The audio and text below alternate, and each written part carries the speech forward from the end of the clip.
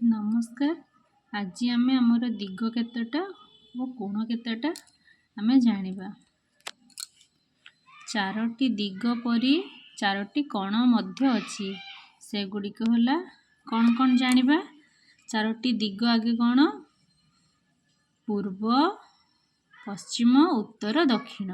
ଆମର ଚାରୋଟି ଦିଗ। ସେମିତି ଚାରୋଟି କୋଣ କ'ଣ?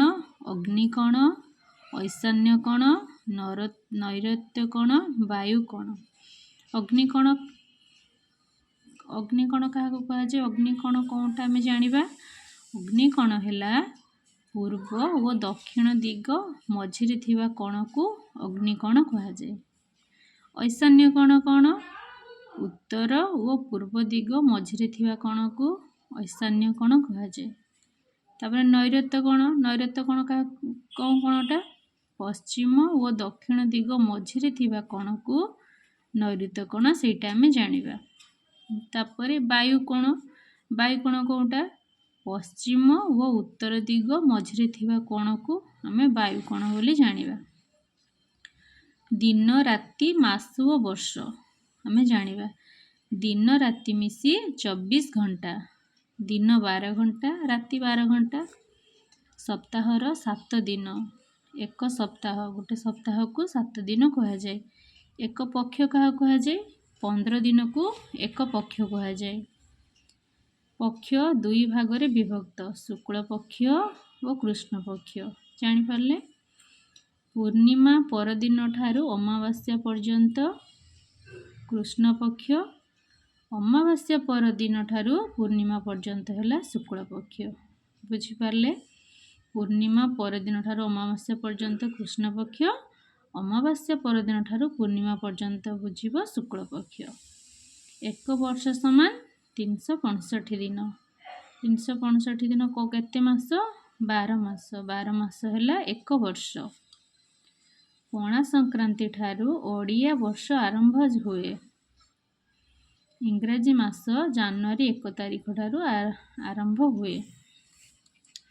ଆସନ୍ତୁ ଆଜି ଓଡ଼ିଆ ମାସର ନାମ ସବୁ ଜାଣିବା। ଆମ ଓଡ଼ିଆରେ କେତେଟା ମାସ? 12 ମାସ। ସେ 12 ମାସର ନାମ ଜାଣିବା। ବୈଶାଖ, ଜ୍ୟେଷ୍ଠ, ଆଷାଢ଼, ଶ୍ରାବଣ, ଭାଦ୍ରବ, ଆଶ୍ୱିନ, କାର୍ତ୍ତିକ, ମାର୍ଗଶିର, ପୌଷ, ମାଘ, ଫାଲ୍ଗୁନ, ଚୈତ୍ର। ଇଏ ହେଲା ଆମର ଓଡ଼ିଆରେ 12 ମାସ। ସେମିତି ଇଂରାଜୀରେ 12 ମାସର ନାମ ଜାଣିବା। January, February, March, April, May, June, July, August, September, October, November, December. ହେଲା ଇଂରାଜୀରେ 12 ମାସ। ହିନ୍ଦୀରେ 12 ମାସ।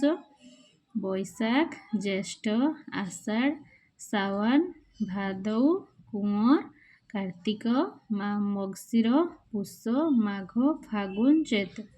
ହେଲା ହିନ୍ଦୀରେ 12 ମାସ। ବୁଝିପାରିଲେ? ତାପରେ 30 ଦିନ। ମାସ ହେଲା 30 ଦିନ। 30 ଦିନିଆ ମାସ ଆମର କେଉଁ ମାସ 30 ଦିନିଆ ମାସ ହେଉଛି? ସବୁ ମାସ ତ 30 ଦିନିଆ ନୁହେଁ। କେଉଁ ମାସ 28 ଦିନିଆ ଆସେ, କେଉଁ ମାସ 29 ଦିନ ଆସେ, କେଉଁ 30 ଆସେ, କେଉଁ ମାସ ବି 31 ଆସେ। କେଉଁ ମାସ 30 ଦିନିଆ ଆସନ୍ତୁ ଜାଣିବା। 30 ଦିନିଆ କେଉଁ ମାସ? ଏପ୍ରିଲ, ଜୁନ୍, ସେପ୍ଟେମ୍ବର ଓ ନଭେମ୍ବର। ଏଇ ଏପ୍ରିଲ, ଜୁନ୍, ସେପ୍ଟେମ୍ବର, ନଭେମ୍ବର, ଏଇ 4 ମାସ ହେଲା 30 ଦିନିଆ। 31 ଦିନିଆ ମାସ କେଉଁ? January, March, May, July, August, October ଓ ଡିସେମ୍ବର ହେଲା 31 ଦିନିଆ ମାସ। ମାସରେ 31 ଦିନ ପଡ଼େ। 28 ଦିନିଆ ମାସ କେଉଁ ମାସ? ଫେବୃଆରୀ ମାସକୁ 28 ଦିନିଆ କୁହାଯାଏ। 29 ଦିନିଆ ମାସ ପ୍ରତି 4 ବର୍ଷରେ ଥରେ ମାସ 29 ଦିନ ହୁଏ। ପ୍ରତି 4 ବର୍ଷରେ ଥରେ ଅଧିବର୍ଷ ହୁଏ। ସେଇ ଅଧିବର୍ଷରେ 29 ଦିନ। ଫେବୃଆରୀ ମାସଟି 28 ଦିନ ନ ହୋଇ 29 ଦିନ ହୁଏ। ବୁଝିପାରିଲେ? କେଉଁ ମାସ 30 ଦିନ, କେଉଁ ମାସ 31 ଦିନ ଓ କେଉଁ ମାସ 28 ଦିନ, କେଉଁ ମାସ 29 ଦିନ। ବୁଝିପାରିଲେ? ଏଥର ରହିଲି। ଜୟ ଜଗନ୍ନାଥ। ମୋ ଭିଡ଼ିଓଟି ଭଲ ଲାଗିଥିଲେ ଲାଇକ୍, ସେୟାର ଆଣ୍ଡ ସବସ୍କ୍ରାଇବ୍ କରିବେ।